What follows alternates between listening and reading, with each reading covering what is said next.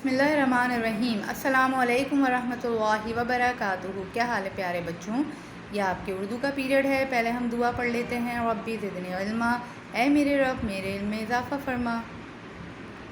بیٹا اپنی کتاب کا صفحہ نمبر 56 کھولیے، پیج نمبر 56۔ صفحہ نمبر 56 پہ ہم آ گئے ہیں بیٹے۔ آج ہم نیا سبق پڑھیں گے، سبق نمبر 11، سلطان مراد اور معمار۔ آج کا دن لکھ لیجئے، تاریخ لکھ لیجئے۔ ہمارے برادر اسلامی ملک ترکی میں ایک بادشاہ سلطان مراد رہتا تھا۔ اس بادشاہ نے کافروں سے جنگیں لڑ کر ترکی کے علاقے میں اضافہ کیا۔ سلطان مراد کو عمارتیں، خاص طور پر مسجدیں بنوانے کا بہت شوق تھا۔ ایک دفعہ سلطان مراد نے ایک عالی شان مسجد بنوانا چاہی۔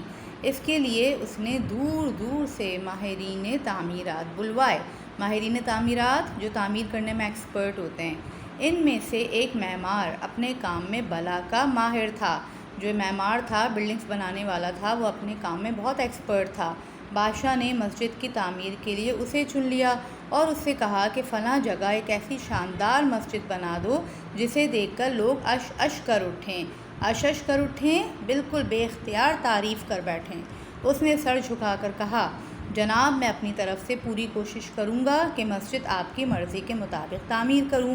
بادشاہ نے اسے تعمیر کا سارا ساز و سامان اس جگہ پر مہیا کر دیا، جو بھی اس کو چاہیے تھا، سیمنٹ، ریتی، بجری، لوہا، سریا، وہ سب وہاں پہنچا دیا۔ معمار اللہ کا نام لے کر مسجد کی تعمیر میں مصروف ہو گیا۔ مسجد تعمیر ہونے میں ایک عرصہ لگ گیا، ظاہر ٹائم لگ گیا۔ جب مسجد پوری طرح تیار ہو گئی تو معمار نے بادشاہ کو اطلاع دی۔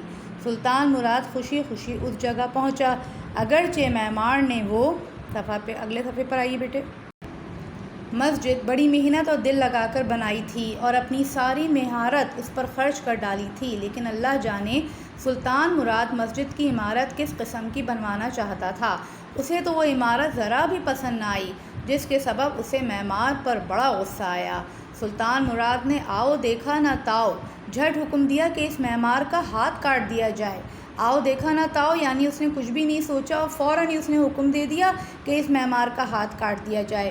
اسی وقت بیچارے معمار کا ہاتھ کاٹ دیا گیا۔ اب بادشاہ کا حکم تھا تو اسے تو پورا کرنا تھا، اسی وقت ہی معمار کا ہاتھ کاٹ دیا۔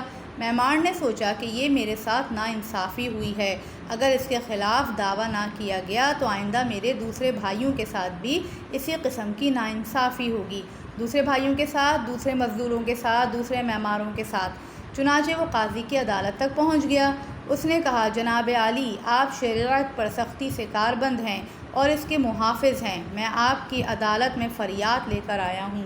میں کسی حاکم کا ذاتی غلام نہیں ہوں، محنت کر کے حلال کی روزی کماتا ہوں، پھر میرے ساتھ بلا وجہ کا ظلم کیوں؟ ٹھیک ہے، اس نے اپنی فریاد جو ہے وہ عدالت میں پیش کی۔ بادشاہ نے میرا یہ ہاتھ کٹوا دیا ہے، میں آپ سے درخواست کرتا ہوں کہ آپ مہربانی فرما کر قرآن کریم کی روح سے اس ناانصافی کا فیصلہ کریں۔ ٹھیک ہے، اس نے کیا کہا کہ آپ شریعت پہ پابند ہیں، اللہ تعالیٰ کے احکامات کو سمجھتے ہیں، مانتے ہیں، عمل کرواتے ہیں، تو میری آپ سے یہ ریکویسٹ ہے کہ آپ قرآن کریم کی روح سے جو میرے ساتھ ناانصافی ہوئی ہے اس کا فیصلہ کریں۔ قاضی کو جب ہاتھ کٹنے کی وجہ معلوم ہوئی تو انہیں بڑا دکھ ہوا۔ قاضی نے اسی وقت سلطان مراد کو اپنی عدالت میں طلب کر لیا۔ سلطان کو جب قاضی کا حکم پہنچا اور اسے معلوم ہو گیا کہ اب تو فیصلہ قرآن کی روح سے ہوگا تو اس کے تو جیسے ہوش اڑ گئے، یعنی وہ بہت پریشان ہو گیا کہ اب تو قرآن کریم کی روح سے میرا یہ فیصلہ ہوگا، پتہ نہیں میرے ساتھ آگے کیا ہو۔ ٹھیک ہے بیٹے، تو آج ہم یہیں تک پڑھیں گے۔ ان صفحات کو دوبارہ پڑھیے اور اس کے مشکل الفاظ کو کاپی میں لکھیے۔ جزاک اللہ خیراً کثیرا۔ السلام علیکم ورحمۃ اللہ وبرکاتہ۔